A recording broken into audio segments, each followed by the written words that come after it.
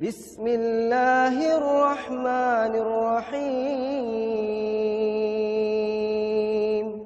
Sedangkan fungsi zikir yang pertama disebutkan di Quran surah ke-13 ayat ke-28.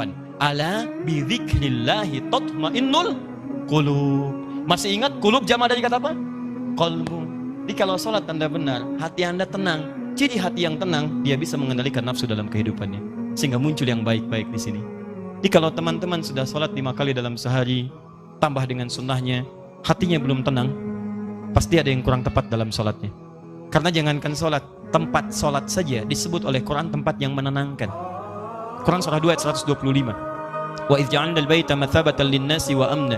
Dan ingatlah ketika kami tetapkan al-bait Ka'bah itu di sekitaran Masjid Al-Haram. Begitu Anda ke situ kata Allah, Anda punya masalah apapun, segelisah apapun di depan Ka'bah, tenang jiwa Anda. Dan hebatnya lingkarannya disebut dengan masjid. Masjid pun punya aura yang mirip-mirip sama. Gak percaya silahkan. Anda dari rumah datang ke masjid, begitu dibuka pintu masjid, melangkah, ada ketenangan tersendiri. Ada lain teman-teman. Makanya saya beri saran sedikit ya. Ikuti pola sahabat dulu. Itu mereka apapun pekerjaannya, ada pengusaha, ada pedagang macam-macam. Itu kalau selesai bekerja, itu nggak langsung ke rumah Pak, teman-teman. Mereka mampir ke masjid. Begitu keluar dari masjid, yang dibawa itu aura masjid. Dia nyampe rumah itu bukan aura pekerjaan. Kadang-kadang kalau Anda dari pekerjaan ke rumah, itu yang dibawa tuh bayangan pekerjaan, menumpuk macam-macam, sehingga kadang-kadang banyak kegelisahan. Coba mampir, begitu keluar, sudah ada ketenangan dalam jiwa. Enak, tenang. Saking tenangnya masuk, sholat 2 rakaat, lebih tenang lagi. Duduk, atasnya AC, tidur aja gitu kan. Paham ya? Satu. Jadi, cari semua bentuk hubungan dengan Allah, itu akan menguatkan jiwa Anda. Di antara kalimat zikir nanti turunkan, ada sholat, ada baca Quran. Makanya kalau nggak percaya silahkan, Anda sedang gelisah, buka Quran. Sudah, nggak mahal kok, buka mushaf, baca Quran, seketika tenang. Habis itu gelisah lagi. Ya.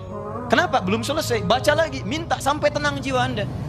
Doa, Quran surah 7 ayat 205, wadhkur rabbaka fi nafsik, doa disebut dengan zikir. Makanya kalau sedang gelisah jangan mengeluh. Nggak ada ayat tentang keluhan.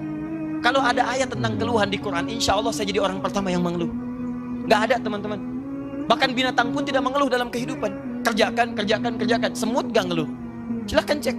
Kera tidak mengeluh. Ayam tidak mengeluh. Cek. Nih lihat. Ini ada wajan. Ini ada cacing sini. Di bawahnya kita kasih api di sini. Maka cacing akan bergerak-gerak. Pindah dia kan? Baik. Kenapa dia bergerak? Bukan panas. Bukan, karena cacing tidak mampu untuk mengeluh. Aduh panas, aduh sakit, aduh. Kalau semua aduhnya kapan dia pindahnya? Coba pernah dengar? Coba kalau nggak percaya panaskan. Dengar nggak kalimat aduh, nggak ada. Silakan cek, nggak ada. Dia gerak aja supaya menghindar dari kepanasan. Anda itu nggak pernah tuntas masalah bukan karena Anda kurang hebat, barangkali banyak keluhnya. Dan Anda kurang tenang bukan karena kurang kaya, kurang takwanya, ini poinnya. Dan kurang ibadahnya. Itu bagian pertama. Masih ada waktu, Pak? Masih. 2. Ini. Rumus cepat. 2. Ini indah sekali di Quran. Tadi kata Quran, qad aflaha man zakkaha. Sungguh akan bahagia, tenang orang yang mampu menyucikan hatinya. Baik, ikhwan atau akhwat di atas, kalau nyuci itu pakaiannya dibuang atau kotorannya yang dibuang? Mah, tolong cucikan ya. Iya Pak, palidgun ke sungai. Oh, Masya Allah. Begitu pulang, mana mah pakaiannya? Dicuci, dibuang? Tidak. Nyuci, membuang kotornya. Kadang-kadang kotor itu mesti ada untuk nampak yang bersihnya. Sebab kalau kotor nggak ada, yang bersih nggak akan kelihatan. Allah ciptakan marah bukan untuk menjadikan Anda pemarah, tapi supaya sabarnya muncul. Sebab kalau nggak ada marah, nggak akan ada sabar. Kan mustahil ujuk-ujuk tiba-tiba datang kepada saya. Nggak ada hujan, nggak ada angin, nggak ada masalah, tiba-tiba sabar Ustadz, sabar. Saya cuma tanya, sehat? Karena mustahil teman-teman, mustahil ada kejujuran kalau tidak diciptakan lawannya dusta. Kalau nggak ada dusta, bagaimana bisa mengukur jujur? Jadi caranya bagaimana kata Quran? Ketika Anda mendapati semua ini dalam kehidupan, tidak diciptakan ini kecuali untuk diketahui lawannya. Kalau Anda menemukan sesuatu yang tidak baik, yang bersumber dari nafsu, cepat langsung cari lawannya di takwa untuk menyelesaikan itu semua. Karena itu tidak dimunculkan kecuali melatih Anda untuk mendapatkan sifat takwanya. Contoh prakteknya. Ibu, halo? Suami pulang dari kantor, tiba-tiba marah. Marah saat dititipkan pada suami, hakikatnya isyarat Quran bukan ingin menjadikan suami pemarah, bukan. Tapi dititipkan marah pada suami supaya sabar di ibu itu muncul. Sebab di depan itu banyak persoalan yang membutuhkan sabar yang lebih. Kalau pada yang ini aja nggak bisa sabar, bagaimana mengatasi yang di depan?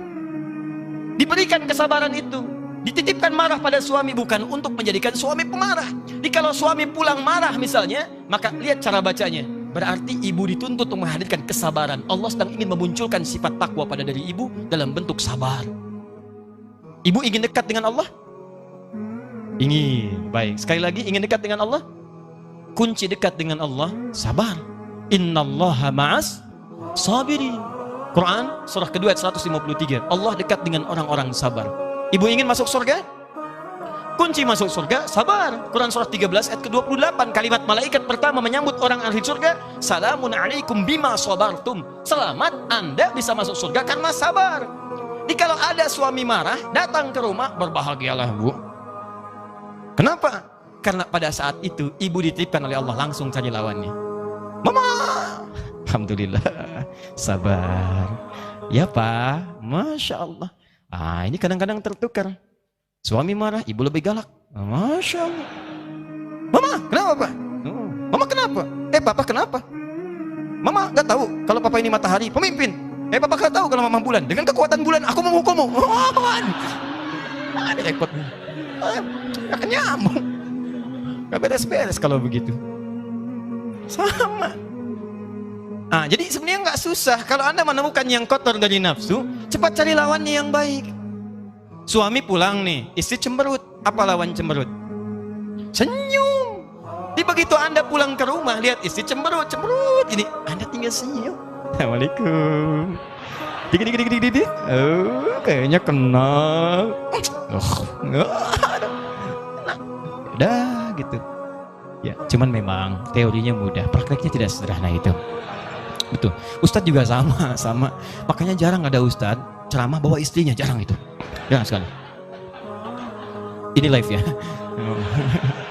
Kita selesaikan di rumah. Jadi dua saja itu. Pertama, bangun hubungan dengan Allah, zikir. Makanya Anda kalau temukan kalimat-kalimat ibadah itu semuanya takwa ujungnya. Nanti sebentar lagi puasa. Apa tujuan puasa? Takwa. Quran surah 2 ayat 183, paling kiri sebelah atas. Ya ayyuhalladzina amanu kutiba alaikumus kama kutiba alal ladzina min qablikum la'allakum takwa. Anda mau haji, takwa bekalnya. Quran surah 2 ayat 197, paling kanan sebelah atas. Al-hajju asyhurum ma'lumat faman farada fihinna al-hajja fala rafatha wala fusuqa wala jidala fil hajj wa ma taf'alu min khairi ya'lamhu Allah wa tazawwadu fa inna khairaz zadi taqwa. Mau haji, takwa muaranya. Mau puasa, takwa. Salat, takwa. Infak, sedekah, takwa. Semua takwa. Jadi ternyata tujuan ibadah itu ketika Allah bebankan pada kita bukan untuk menjadi beban dalam kehidupan, tapi ingin membuat Anda bahagia karena takwanya muncul. Makanya selesai sholat, selesai infak, selesai baca Quran, ditutup ayatnya. Quran surah 2 ayat ke-5. Lihat, ulaika ala hudam min rabbihim wa ulaika humul muflihun. Qad aflaha man zakkaha wa ulaika humul muflihun. Bahagialah mereka semua. Di ketika Allah minta kita sholat, Allah minta kita bahagia. Aneh kalau ada orang diminta bahagia nggak mau bahagia, itu orang aneh. Makanya ketika Anda dipanggil sholat, hayya 'alas shalah, Anda tanya, kenapa kami sholat ya Allah? Dijawab, hayya 'alal falah. Ayo saya kasih bahagia. Yang belum bahagia datang ke sini. Anda orang kaya, Anda orang hebat, belum bahagia. Cek, bukan karena Anda kurang hebat dan kaya, Anda kurang takwa. Karena ketika Anda takwa, masalah Anda selesai. Quran surah 65 ayat 2 dan 3. Wa may yattaqillaha yaj'al lahu makhraja wa yarzuqhu min haitsu la. Selesai. Quran surah 2 ayat 189. Wattaqullaha la'allakum tuflihun. Anda takwa, ini nafsu turun. Begitu turun, maksiat hilang. Begitu hilang, dosa diampuni. Turun Quran surah ke-8 ayat ke-29.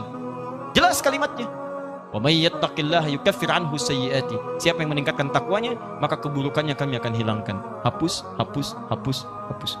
Lihat contohnya. Anda berbuat maksiat, naktar sauda, seperti tinta begini. Anda kerjakan kebaikan, hapus.